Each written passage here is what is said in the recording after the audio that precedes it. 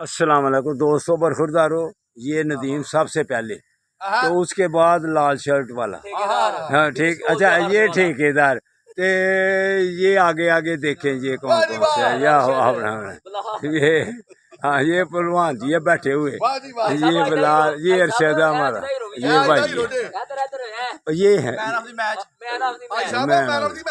जिंदा। अच्छा इन्हें जिताया है। अच्छा अच्छा, आपका क्या नाम? वाट साहब आपका? ठीक है, तो कोई बात नहीं है। हारने वाले दिल बर्दाश्त ना हो, कल इंशाअल्लाह जीतेंगे। वहाँ वो जीतेंगे। देखो कितना वजन है। ओ बट देना जरूर बट। सब चेक करो तो अच्छा ये गोलकीपर खिला रहे थे हाजी।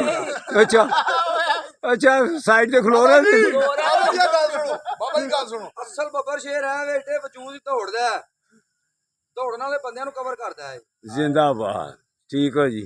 ये बेटा कौन सा है? ओ अच्छा अरशद, ठीक हो बेटा, ठीक हो बेटो, अल्लाह हाफिज। बड़ा वाह पे ऐसी वीडियो में एहतियात कर, वीडियो से एहतियात वीडियो